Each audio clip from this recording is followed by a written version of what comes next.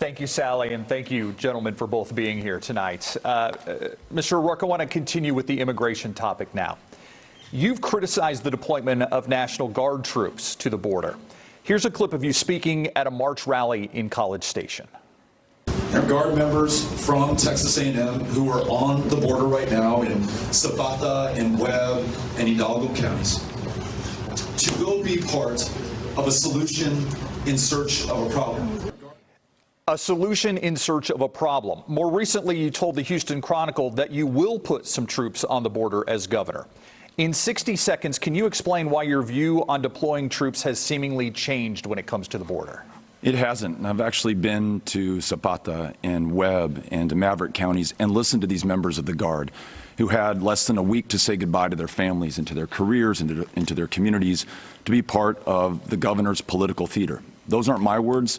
Those are their words. So far, we've lost the lives of 8 Guard members. 4 of them have taken their lives, and 4 of them have died in questionable circumstances, none of whom, by the way, was killed by anybody coming in to this country.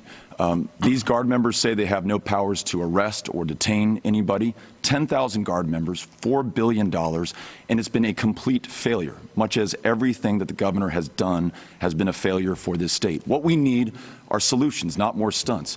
Where we can have a strategic deployment on a voluntary basis for Guard members, let's do that. I've been consistent on that. Where we can partner with local sheriffs, with DPS troopers, let's do that. But we need to work on things like a Texas-based guest worker program to meet labor needs in our communities and ensure that our laws match our values. Thank you, Mr. O'Rourke. Governor, I want to talk to you. You talked about migrants and the busing of migrants. Many migrant advocates and Democratic elected officials have expressed concerns about the treatment of migrants being bused from Texas to other states and cities. Here's New York Mayor Eric Adams talking about that just last week. And when we reached out to Governor Abbott and stated, can we coordinate? Can we identify, who's traveling here, that we don't have to guess this? They refuse to do so. The White House has called this a political stunt. Governor Abbott, is this a political stunt? And has there been coordination with the states and cities these migrants are being taken to? And if not, why not? You have 60 seconds, sir. So this operation began after a meeting with local officials, sheriffs, mayors, police chiefs, and county judges, where they were overrun with the number of migrants that Border Patrol had dumped into their tiny little communities. They needed relief, and busing was one of the ways of providing them relief, and thus began the process of busing the migrants to cities that self-identified as sanctuary cities. Mayor Adams has never called my office, never talked to anybody in my administration, and so what he's saying is just flat out false. There has been communication between non-governmental organizations in Texas as well as the ultimate location, whether it be Washington, D.C. or New York. But going back to what Beto said, what you showed on video earlier was what happens throughout this entire campaign, where Beto continues to flip-flop on issue after issue after issue. He's flip-flopped on the border issue. He's flip-flopped on the energy issue, such as energy jobs and the Green New Deal.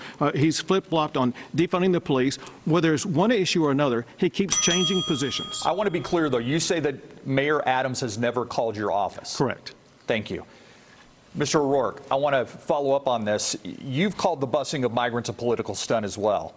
Why shouldn't sanctuary cities share the burden of what's happening on the Texas border? You have 30 seconds. Look, I live on the border.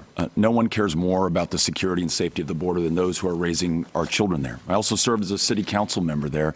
And in my time working with law enforcement, working with state and federal partners, we were able to help make El Paso, Texas, one of the safest cities in the United States of America. It's because we were looking at solutions instead of these stunts. I just want to remind everyone, this guy's been governor for 8 years, and this is where we are today. Some of the worst levels of engagement, encounters, fentanyl trafficking, and human smuggling that we've seen.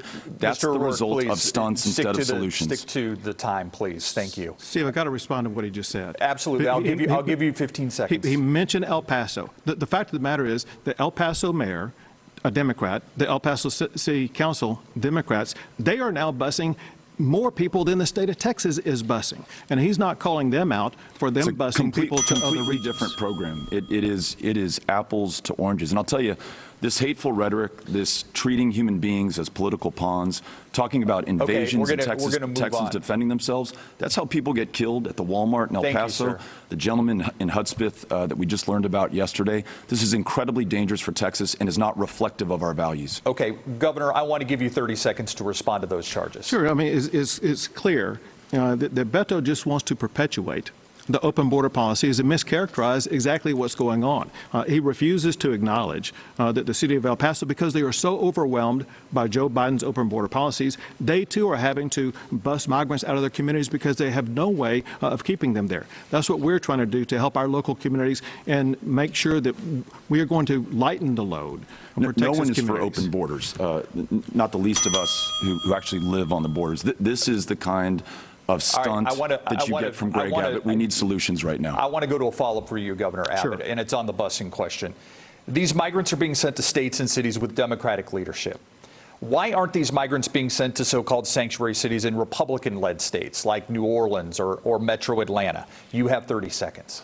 So, again, because these cities of New York and Washington, D.C. and Chicago are so large and have the infrastructure that's available, they have the capability of accommodating the number of migrants that are being sent better than these other cities that you talked about. There will be other cities in the future that also will be on the receiving end of migrants, because we will continue to have to move migrants because Joe Biden continues to allow more illegal immigrants to come into the state of Texas.